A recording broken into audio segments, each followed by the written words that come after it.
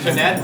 Welcome all you folks on this bitterly cold day. Our truly exciting news is our presenter, David Sackett, who is the founding chair of clinical epidemiology from McMaster University, the former chair of evidence-based medicine of Oxford University, the past chair of medicine from the Chidok McMaster Hospital. He's got over 400 Medline articles to his name, and he is what I consider the Mick Jagger of clinical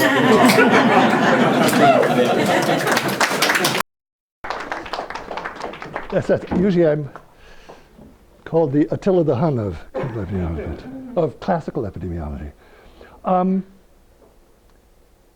In sorting out what I might talk about this afternoon, I've had several interactions with Don, who has ignored most of the things that I wanted to talk about. Actually, the slides that are currently being shown are not the ones I prepared for this session, but will be really interesting. So we'll see what happens to them. This is a winter view of where we live. We live about 2.5 hours northwest of here on the Bruce Peninsula, on an idyllic lake from which we ban gasoline, so that it's all canoe and kayak and windsurf, and that's why we're so reluctant to come down here. That is obviously not quite taken today, because we're at about 12 feet of snow. I just pushed something that is not right, but if I push that one. So that I guess we're going to talk a bit about the determinants of academic success as a clinician-scientist, and I'll try to fly through these a bit so that we can have time for discussion. Now, up to you, sir, whether you think it would be more valuable for people to be able to simply throw up a question and lunch and that sort of stuff. To take the questions as we go along. Okay, so I will rely on you to stand up or make some other commotion, and if I don't recognize Don, we'll go that way. Okay. Okay. This talk was one I did for the Royal College a while back, but it was for people who were seeking careers as academic clinicians. And the first of my two bottom lines for this talk is that the determinants of academic success as a clinician-scientist are not academic. That is, the determinants of academic success as a clinician-scientist, which you might define in terms of being a principal investigator, a lead author, getting promoted, getting tenure, getting career awards, getting honors, getting power, and getting a reputation, are not academic. That is, they don't have anything to do with how smart you are, your theoretical understanding, your mastery of a body of knowledge, and teaching skills. Those are not the determinants of academic success. Oh, so cynical, David. Well, if we look at it in terms of what is the evidence, previous academic performance accounts for about 6% of the variance in postgraduate medical competency.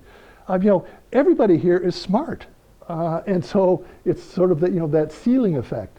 That everybody is so smart, there's not enough variation in how smart folks are to be able to explain stuff, which leads to the second of my two bottom lines. The real determinants of academic success are, number one, mentoring, number two, creating and executing periodic priority lists, and number three, time management.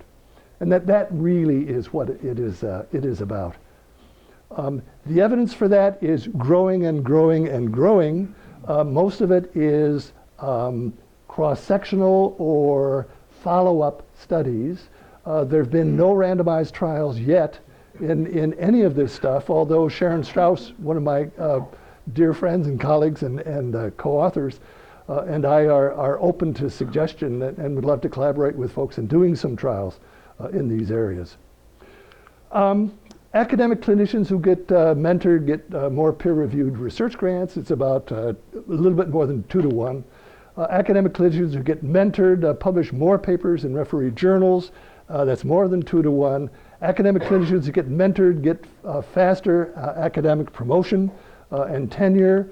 Academic clinicians who get mentored are more likely to stay at their academic institutions. That is, they don't find themselves frustrated in having to move away. And academic clinicians who get mentored report greater belief in their own ability to accomplish specific academic goals and tasks something that our behaviorist colleagues would call self-efficacy. And finally, academic clinicians who get mentored report greater career satisfaction. And we'll talk probably about burnout along the way. Anybody know who these guys are?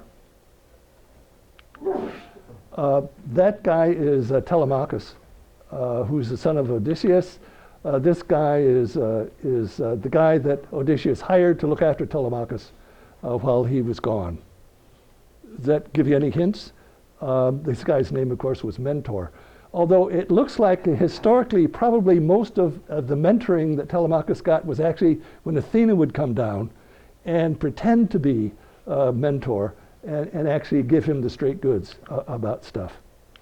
Mentoring in principle is a dynamic and non-competitive nurturing process that promotes independence, autonomy, self-actualization of the mentee while fostering a sense of pride and fulfillment, support, and continuity in the mentor. That is, it is not just some old fart being terribly nice to folks for just out of a sense of altruism, but in fact it is extraordinarily rewarding for mentors as well. Some of my most trusted collaborators, co-investigators, are folks who began their relationship with me as mentees. The process whereby an experienced, highly regarded, empathic person, the mentor, guides another, usually younger individual, the mentee, in the development and re-examination of their own ideas, learning, and personal and professional development, is the definition that Sharon Strauss and I used in the book. Again, at several points in my talk, I'll be giving credit to Sharon because she has done most of the important investigative work and certainly the literature reviews and much of the qualitative research about mentoring that formed the basis for our book. Mentoring is not role modeling. Mentoring is not about shadowing. Those sorts of activities are really passive ones where you simply follow somebody around, but tend not to have much interaction. And mentoring is certainly not coaching of a junior colleague on the performance of specific tasks. That is often what we would see in a research supervisor kind of role. This goes far, far beyond that. It's often the entirety of an aspiring academic clinician's interactions with their research supervisor or division chief or indeed department chair. But that in practice, it's the provision then by someone who is already successful and secure of resources, but not obligations. So there's no payback, which means, of course, then your mentor probably should not be your boss or the person who controls your income or budgets or access to things. Opportunities, but not demands. Again, because there has to be an interaction in which the mentee makes an active decision, not simply a passive one. We were talking earlier, I can't remember who it was, I guess it was with Dave, where realize, in deference of course to a dear friend who happens currently to be chair of medicine, the job of a chair of medicine is to go to their office every morning and look at their desk. And their desk is a huge pile of problems. And the job of the chair is to take as many of those problems as possible during the course of their day and make it somebody else's problem. And so one would offer opportunities to mentees, but it is not a question of transferring some crap that you have to do to them. And advice, but again, not orders. And certainly protection. And anecdotally, that gets hilarious, but it's particularly true at a place like Oxford. Oxford is a location where there are some of the most intergalactic stars you can imagine, and a very large mass of very not very nice folks who want to be at Oxford. And they stay at Oxford by exploiting and abusing the young. And so it was at Oxford where my mentoring in the form of protection had to most frequently occur. By resources, It's things like space to work and productivity enhancing equipment and getting at the stuff which is going to be necessary to get work done, but which a mentee initially has no power to in fact bring together. So it's getting access to the stuff which is going to make things happen. Sometimes this, of course, includes bridge funding for their research. The mentor is responsible for this because they can wheel and deal. They are, by nature of their position, have a fair bit of power in terms of wheeling and dealing. They should be producing, in terms of the mentees, you should be doing the work, not begging for the resources that are necessary to do the work. So that this is an area where a mentor, because they know how to get stuff done and they know how to get access to things, can be extraordinarily helpful. In terms of opportunities, the systematic examination of everything that crosses the mentor's desk for its potential contribution to the scientific development and academic advancement of the mentee. Again, because mentors have access to all sorts of stuff, events, possibilities, people wanting papers, people wanting reviews, that can be very valuable to mentees. In the early days, this might be things like carrying out duplicate, blind, and of course confidential, refereeing of manuscripts and grants, to gain not only science, but to gain style and to gain manners in reviews. Those of you who have had your papers reviewed, it's much more polite now than it used to be in the old days. How many of you have had a review come back that used the word naive? Yeah, see, it's the old, oh, well, no, I was going to say it was the old guys, but it used to really be nasty. And I had the experience where I had written a review when I was in the public health service, sort of in the middle of my training in internal medicine. Khrushchev put the missiles in Cuba, and so they took my part of the alphabet and stuck us in the public health service. And was sent to a field station where I was asked to review a paper. And I reviewed that paper the same way people had reviewed my papers that I had written while I was doing bench research. And so I used all the standard terms, naive, not very thoughtful, bitten off much more than he can chew. It is obvious to anyone. They have not read the literature. And my mentor, a marvelous man, in fact sent a copy of my review to the authors. And they wrote back and said, that review had some really, really good points about science in it, but why did he have to be so nasty? And I was so chagrined by this that I changed my style. When I write a review, I never make a statement.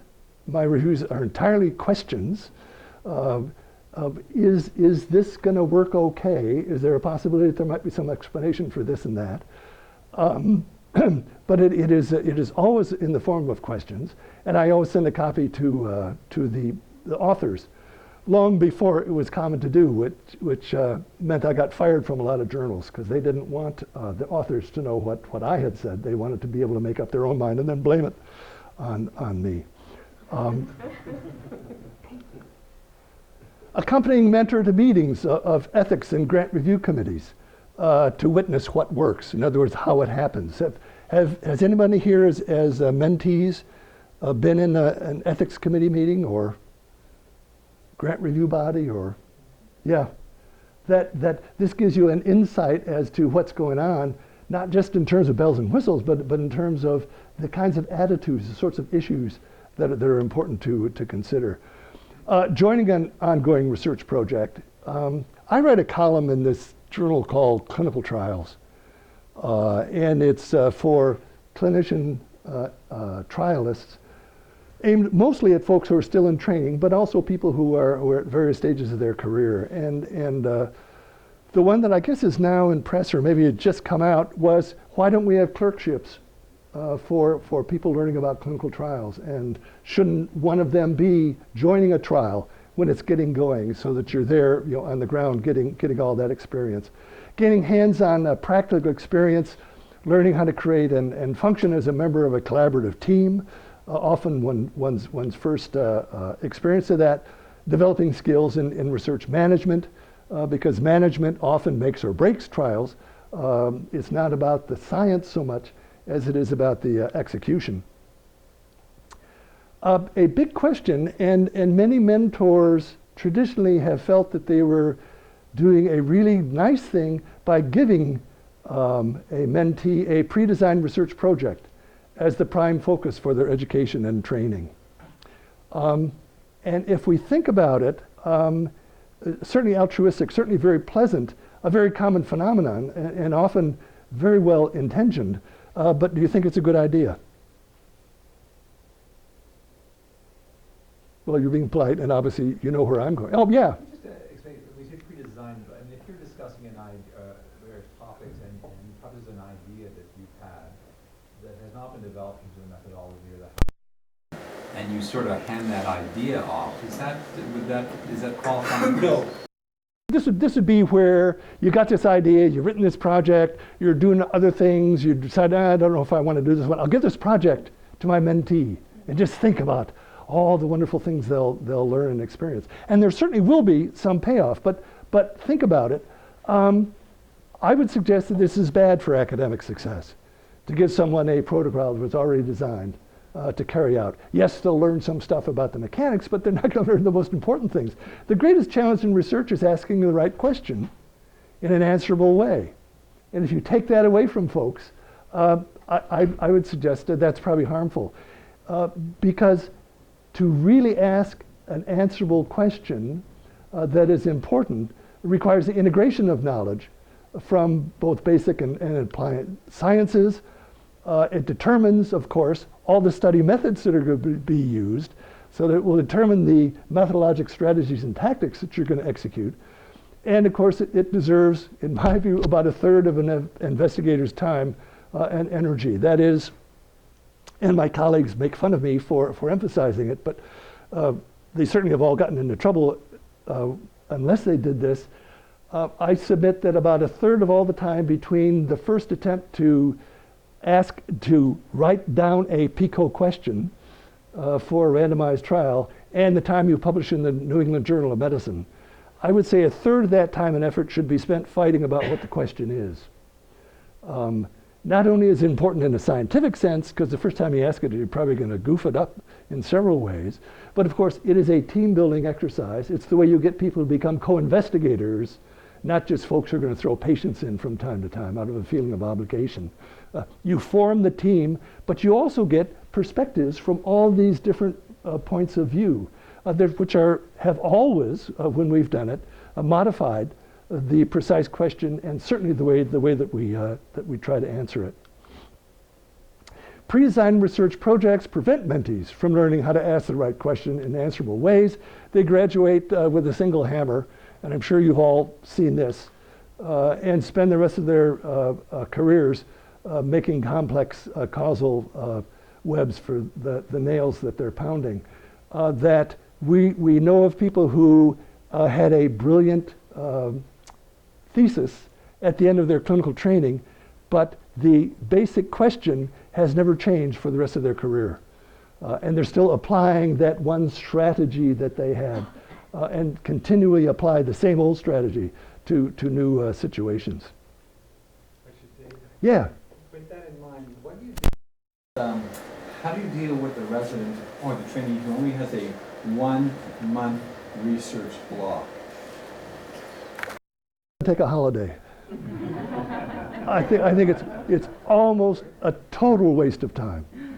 Although one might say, what do you want to be when you grow up? What do you want to be doing 10 years from now? And then out of that fashion some sort of experience for them.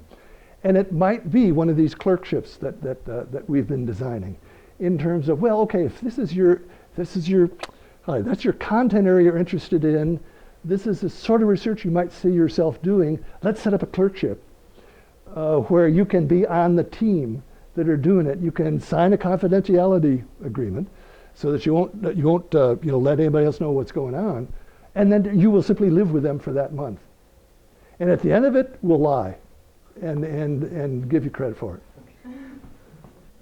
But I think most resident research is just ghastly, isn't it?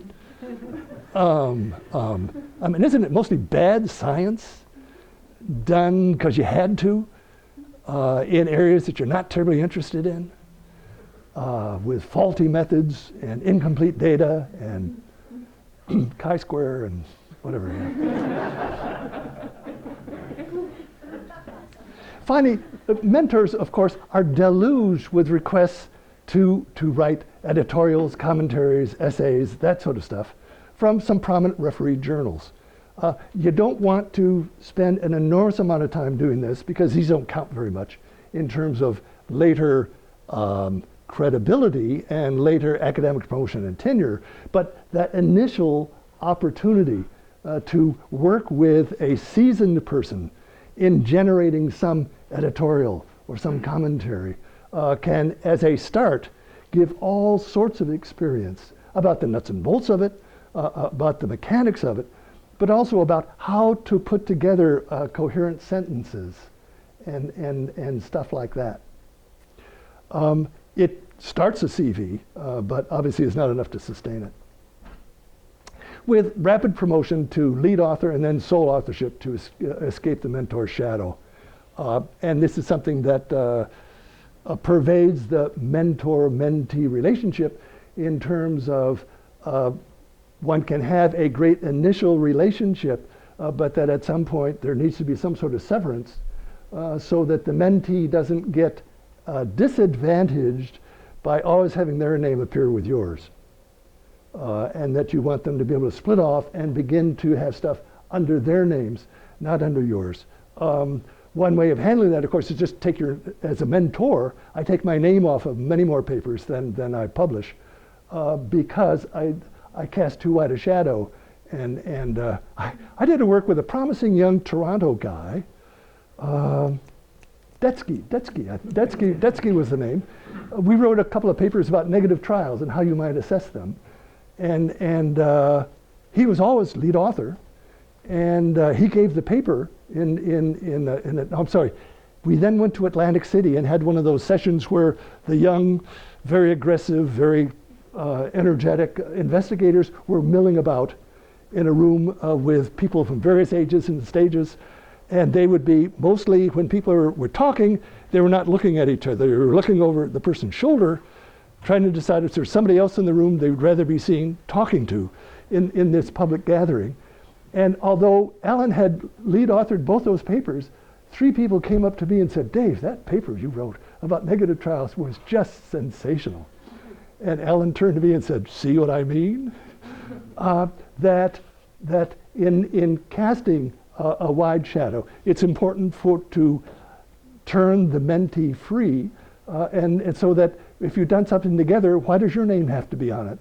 I realize journal editors, of course, get pissed off at this, but the idea is not to satisfy journal editors, it's to promote the career of the young person. And finally, observing and trying out and discussing teaching strategies and tactics in both clinical and classroom situations. A situation in which the young folks with me, when I went on the clinical service at Oxford, I did it in very restricted periods of time, and it's something we'll talk about again later in terms of time management. I would take 2 clinical teams rather than 1, do a month at a time.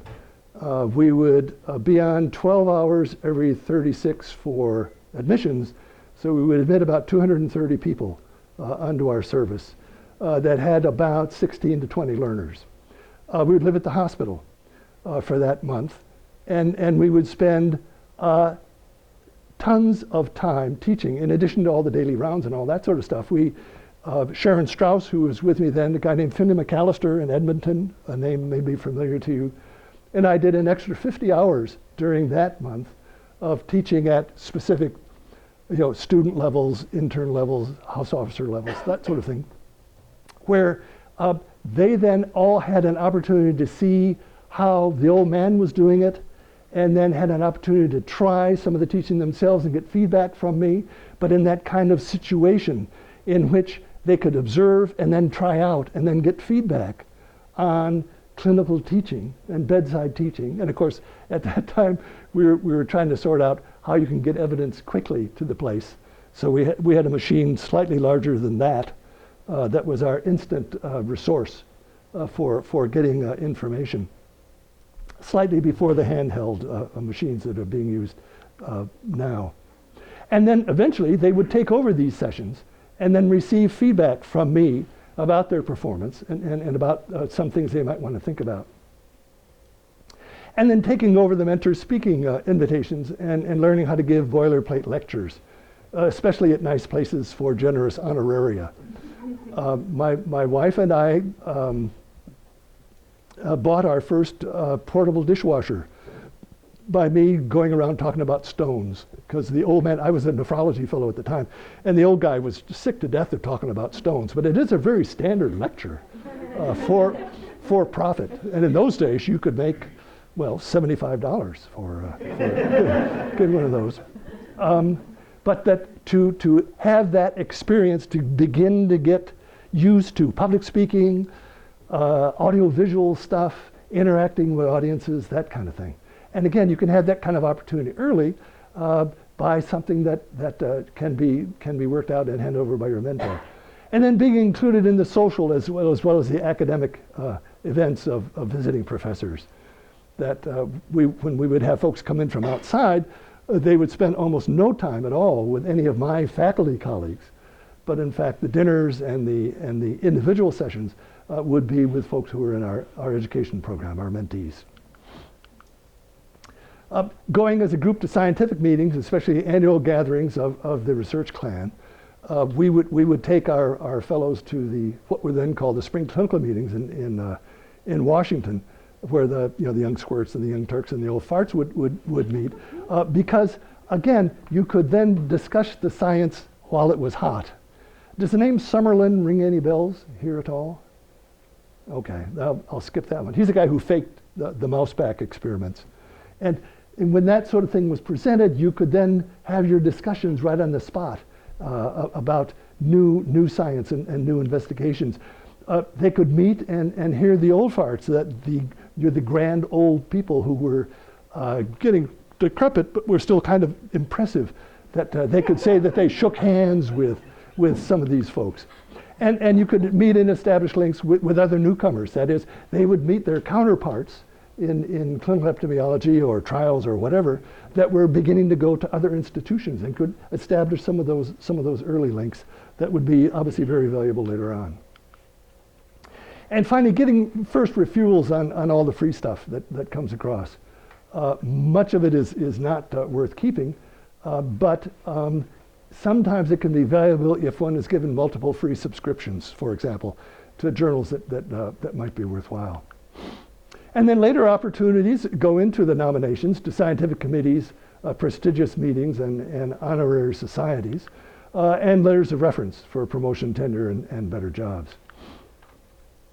In terms of advice, frequent, unhurried, and safe opportunities for the junior colleague to feel free to think aloud about I've had my cataracts done, but they're still not all that great, are they? Graduate courses and areas of examination, the scientific and methodologic challenges in their individual projects, the pros and cons of embarking on a particular program of research with a particular set of collaborators, and one's family, finances, and development of a social being. For example, and I don't know if anyone here has had this experience, in my generation going through, we're all even poorer than you are, and a mentor of one of my close friends sorted out his finances with him and discovered that here was a guy with 2 kids and no insurance. And his mentor arranged, and indeed in that case paid out of his own pocket, to get this guy insured, so that you really are involved in the career development of mentees in terms of trying to help them with the barriers that they're trying to overcome. So that mentors have to be, yeah. Coming up, but it's a pretty long list. But David, any topics that a mentor should not give advice about to a trainee? Love life, illegal acts. No, illegal acts, no, you could talk about those. I don't think so. It is the agenda set by the mentee. And I guess it would be there are things you don't talk to a mentee about because you're ignorant. And this is particularly so, of course, with the rapid development and introduction in my era of women into academic medicine, where there would be a host of issues that were obviously terribly important to their career development that I was clueless about.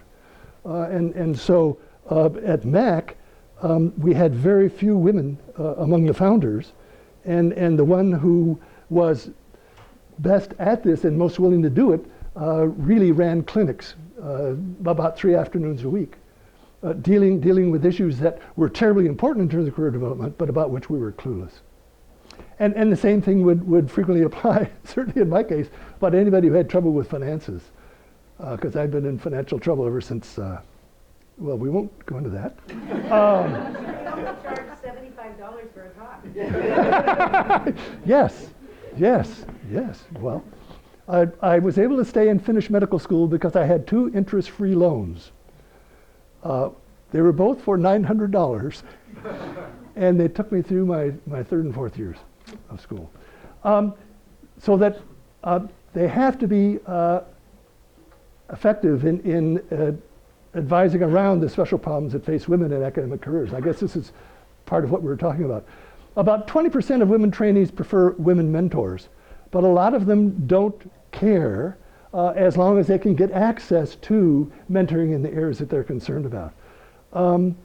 Race in the qualitative studies that have been done in areas in the US is a very important determinant of what a mentee wants in terms of a mentor. In Canada, which is much more multicultural and much more egalitarian, it makes virtually no difference at all. And every woman obviously should have access to advice from successful academic women.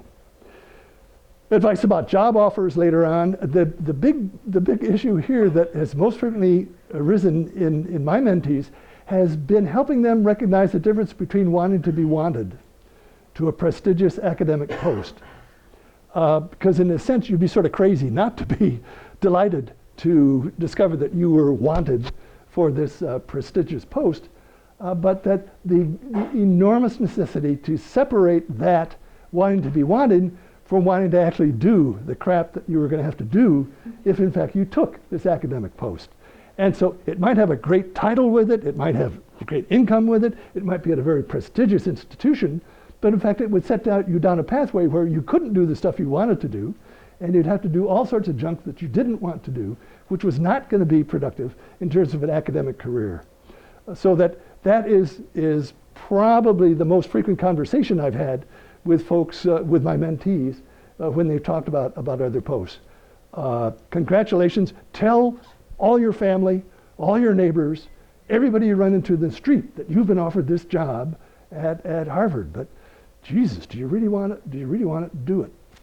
And dividing that. Advice later would be a general confrontation about whether the mentees are becoming experts and are taking on the bad habits that inevitably accompany that state of expertise, where where if you're an expert, you say something and everybody believes you, and it takes on a weight that it doesn't deserve because you're the expert. You may not consciously suppress ideas and grants and papers that disagree with you, but you have no idea whether you are subconsciously suppressing them. And it does narrow you and get you in a rut. So that helping mentees think through their periodic priority lists and radical career changes. And then protection, about insulating them from the needless academic buffeting and from the bad behavior of other academics. On the one hand, disputes are central to the advancement of science. Mentees should be used to having their ideas and designs and data and conclusions subjected to vigorous and critical challenge. So that's not what we're talking about at all. We ought to be fighting about the adequacy of our methods, of our research, of our conclusions, their validity. That's part of the cut and thrust, but it also is part of the advancement of science. What we're talking about is making sure that they receive their toughest challenges before their paper or formal talk. That is, they would receive this from mentors and friends, not afterward, from people who are seeing them from the first time when they present, or indeed might be competing with them.